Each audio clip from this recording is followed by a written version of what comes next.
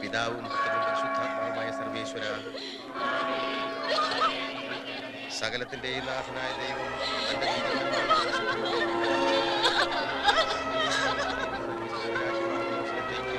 ഇയാളെ പ്രവേശിപ്പിക്കുവാനാകട്ടെ.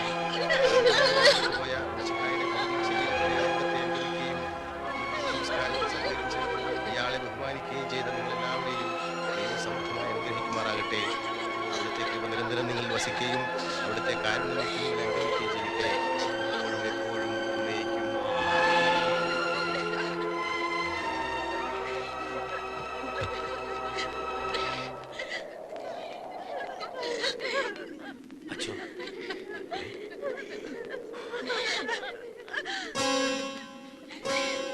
പാപ്പച്ച, ഇത് ഇട്ടിച്ചന്റെ മരണം ആത്മഹത്യയാണെന്നുള്ളതിന്റെ പോസ്റ്റ്മോർട്ടം റിപ്പോർട്ടാണ്. പക്ഷേ ആ സ്ഥിതിക്ക് ഇവിടെ അടക്കണോ അതോ? പാപ്പച്ച, അതിന് ഇന്നലെ ഉണ്ടായ സംഭവങ്ങളൊക്കെ വെച്ച് നോക്കുമ്പോ പ്രശ്നം ഇവിടം കൊണ്ടൊന്നും അവസാനിക്കുന്നില്ല. പിന്നെ പോലീസ് അന്വേഷണമായി ശവം മാന്തലായി ആകെ കുളവാകും. എനിക്ക് എന്റെ തടി നോക്കണം. ഒരുമാതിരി മറ്റേ വർത്തമാനം പറയരുത്.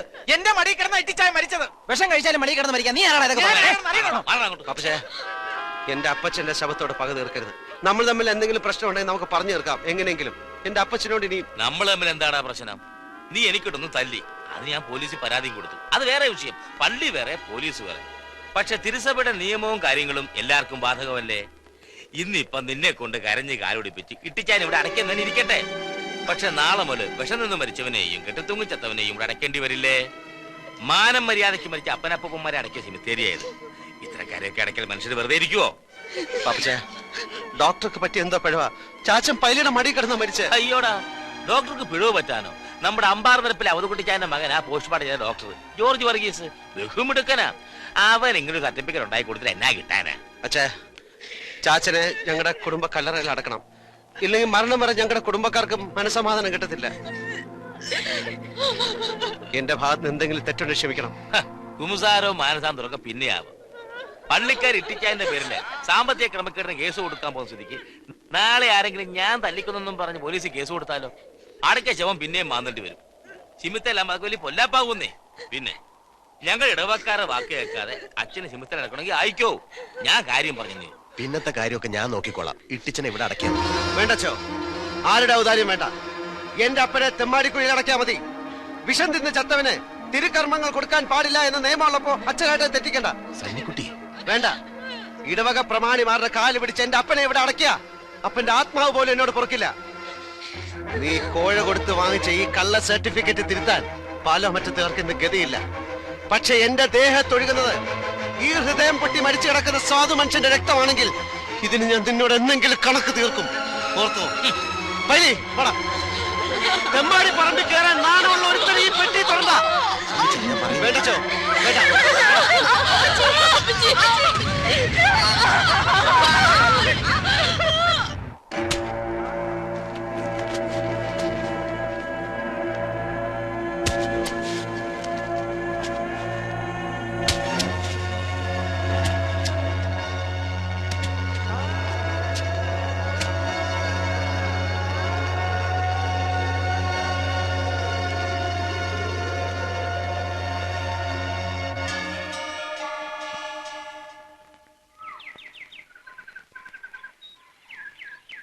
പാലോമറ്റത്തെ ചാവടിയിൽ എൻ്റെ അമ്മച്ചി ദിവസങ്ങളോളം ജലപാനമില്ലാതെ കിടന്നു.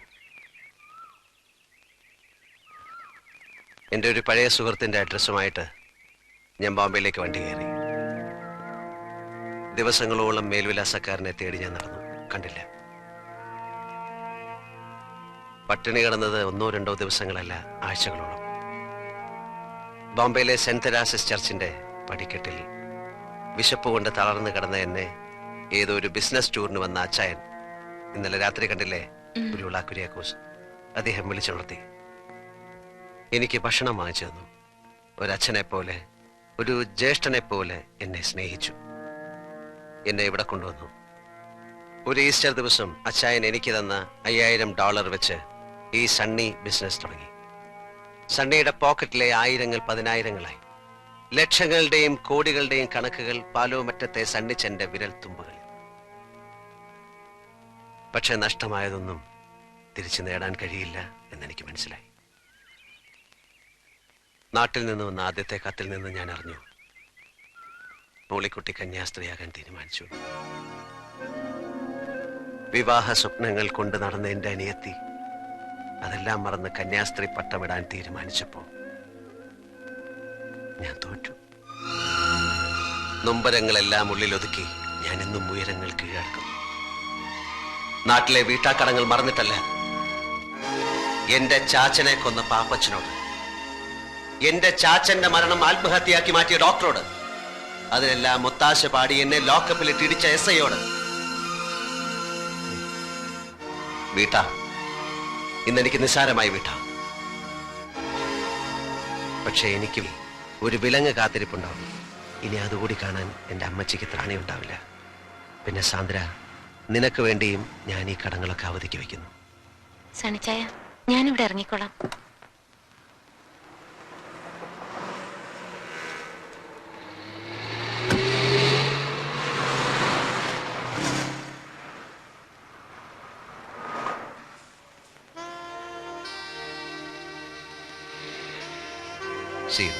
See you tomorrow. നാളെ ഞങ്ങൾ വരുന്നുണ്ട് നിന്റെ പപ്പയെ കാണാൻ, കണ്ട് കല്യാണം ഉറപ്പിക്കാൻ. ബൈ.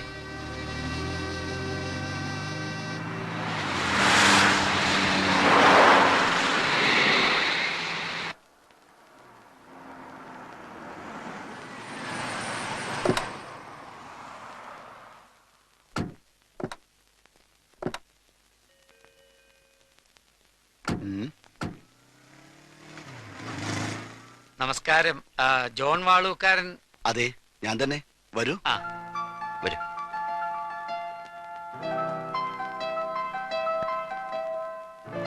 ഞാൻ കുരുവിള, നാട് കോട്ടയം. ഓഹോ. ഇത് സണ്ണി, ഹലോ. നാട്ടില് പാലായില. മിസ്റ്റർ രാമസ്വാമി പാലക്കാടാണ്. ഹലോ.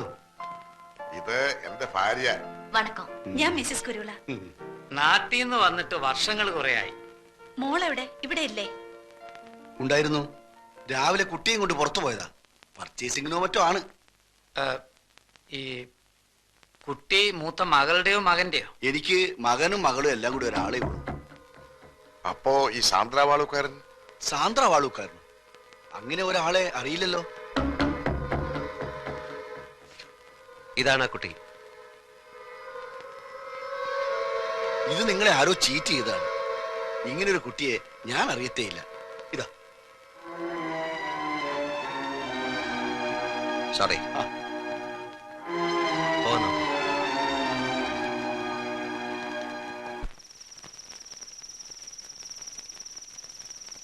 നമുക്ക് നാളെ കൂടി ഒന്ന് അന്വേഷിക്കാം.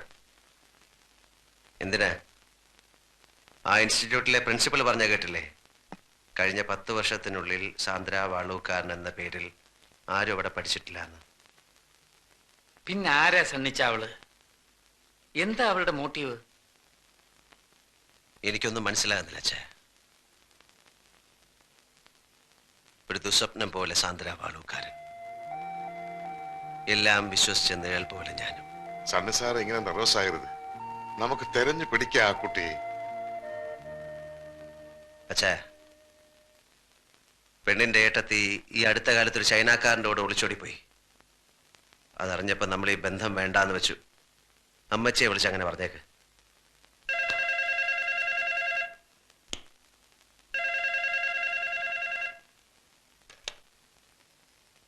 ഹലോ.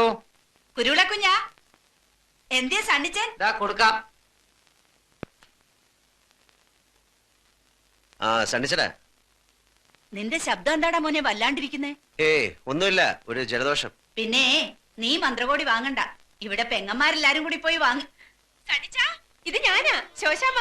നിങ്ങൾ പെണ്ണിനെ കൊണ്ടുവന്നാ മതി, ബാക്കി എല്ലാ കാര്യങ്ങളും ഞങ്ങൾ നോക്കണം. ഞങ്ങൾക്ക് 4 പെങ്ങന്മാർക്കും കൂടി ഒരു നാത്തിലല്ലേ ഉള്ളൂ. ആ, അമ്മച്ചിനെ കൊടുക്കാം. നിങ്ങൾ എന്ന് വരുമടാ മോനെ? ഏതായാലും നിന്റെ മിന്നുകെട്ട് കണ്ടിട്ട് കണ്ണടയ്ക്കാമെന്ന എന്റെ മോഹം കർത്താവ് തമ്പുരാൻ സാധിച്ചു തന്നു. ആ ശരി.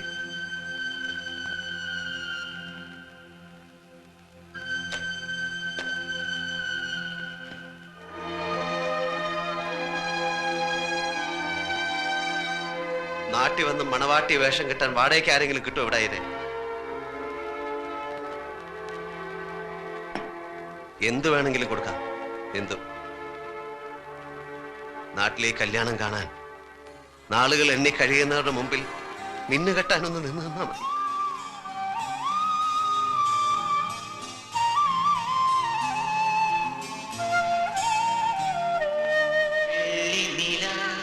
തുള്ളികളോ കണ്ണീ